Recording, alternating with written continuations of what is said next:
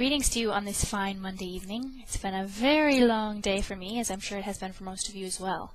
Thanks to all of you who have put up with my indignance over the last couple of videos, and thank you for your comments, whether they were supportive, negative, or in complete contempt of what I was saying. It's free speech in action, and I think that's a beautiful thing.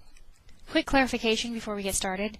When I say truth, I mean truth either as I know it to be sometimes, or in some cases just as I best understand it. So it's there for you to take or leave. I do not claim to have a monopoly on truth. Sorry if that sounded arrogant in the last video. So finally back to the feminism topic. It's been a while, but in part 1, if you'll recall, we defined feminism, what it means, what it really means today. In part 2, we talked about the differences, the death of distinction between the genders, and how it's happening. In parts 3 and 4, we talked about women sold short and manhood criminalized, how feminism has affected men and women individually, as individuals. In this video, we're going to be talking about how it affects society as a whole, so the bigger picture. And of course, part 5 was Confessions of a G.I. Jane, in which I shared some personal experiences with double standards. Alright, I hear from a lot of people who approach the topic of feminism from the viewpoint of feminism at its core is not a bad thing. It was intended as a good thing, but there are some who radicalize it. And I've always been very tempted to take this stance myself. You know, that it can be a necessary and a good thing, but there are some who take it and they run with it, and it's corrupted and poisoned. But I can't say that I believe that.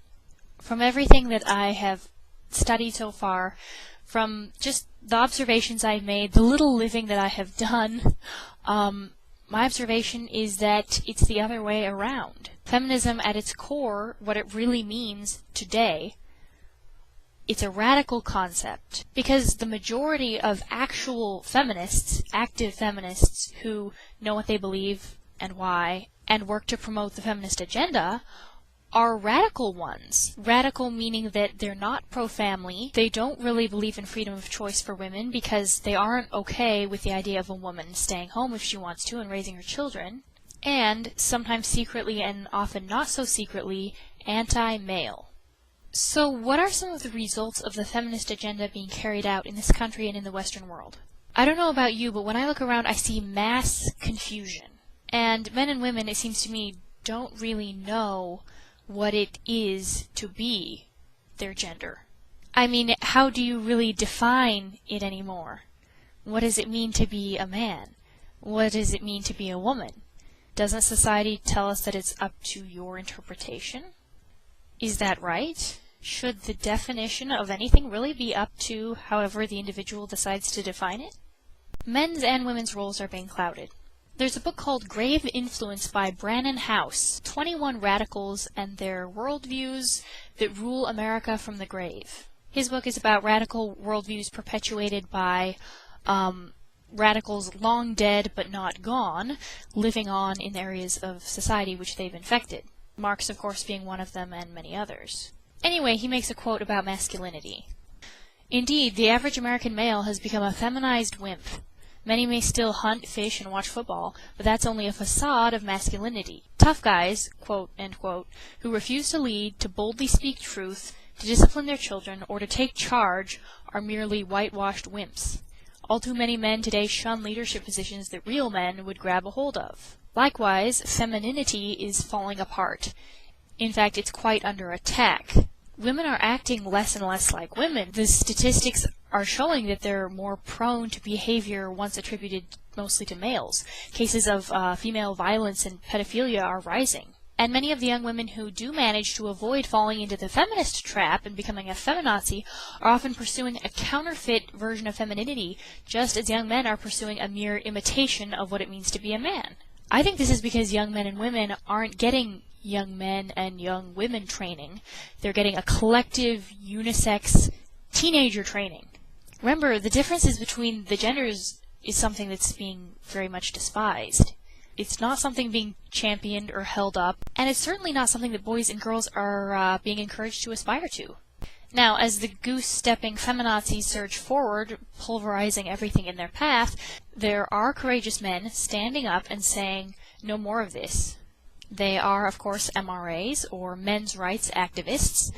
They're part of the men's rights movement, the MRM. Now, this is what I would call definitely a good response to the feminist movement. Most of these men have the wisdom and maturity to meet the feminists on their own turf, and not to descend into revenge tactics, although I wouldn't blame them if they did. However, there is another backlash, and backlash is usually an overcorrection. We're seeing this backlash often in men who have been screwed over repeatedly, men who had patience at the beginning and now are giving up. Wisely so, I might add. The men who do this often go too far. And first I want to say that I don't blame them for doing so. It's justified, it's justice. But women, you do not want this.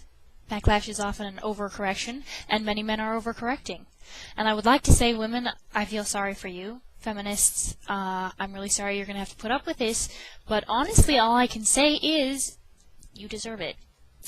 This is what you asked for. This is what you've been working for. You wanted a man who wouldn't treat you like a woman. Well, guess what? A lot of men are now saying, fine, we're equal. I'm not going to take care of you. I'm not going to protect you. Why should I be the breadwinner? That's what you wanted. You wanted equality, you're going to get it. That means no protection, no chivalry. See, just as John Adams said that our Constitution was made for a moral and religious people and is wholly inadequate to the governance of any other, so chivalry was made for femininity and does not work in relation to anything else. So women are wondering where all the chivalrous men have gone. Well, they're pitching their chivalry because you've pitched your femininity. You can't have one and not the other. A lot of men have been embittered. They are the results, they are the product of the feminist movement, of the feminist agenda implemented. Screwed over in custody cases, held back when they tried to achieve, told they're of no special value to our society whatsoever, and made out to be idiotic, incompetent buffoons. So who can blame them when they say, I'm going to go my own way? When they say, we don't need women. I mean, come on, you women said that you didn't need men. And I don't know about you, but to me it's really painful to watch the destruction of these gender differences. I'd like to say to men, hang on, hang in there. Not all women are like that. You'll find a good one. They're out there. Don't write all women off as insane. Don't stop being a gentleman. But I can't. Hello, feminists out there. This is a warning. It's already started to happen, and it's only going to get worse. Maybe it was fun telling men that you didn't need them back when you knew that they were still going to be there if it turns out you did need them. Now they're calling your bluff. I'm just saying, provoking someone can't go on forever. You can only tickle the sleeping giant so long before he wakes up. Did you think it just wasn't going to happen? Well, I'll elaborate further sometime when I'm not falling asleep.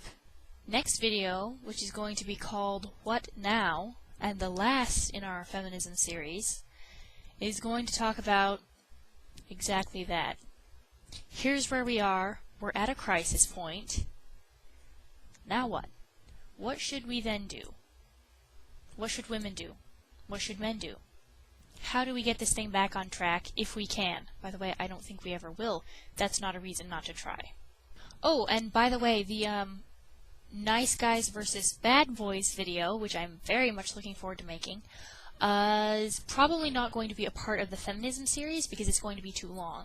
It's not going to be a series in and of itself, but I really hope to go out and actually, interview some people and take some fun polls, and I really hope to go in depth with that one. So it should be a really fun and hopefully insightful look at that topic. Again, thank you for watching. Wish I could have been more thorough. Really, really, really appreciate your support and even your criticism, because it really actually helps me to stay on track. And I learn a lot from everybody who comments, negative and positive. Oh, and a quick question, if I could. When you comment, please add your own opinion on how feminism has impacted the Western world for the worse. Big picture-wise, how has it affected us? Thank you so much, and see you soon.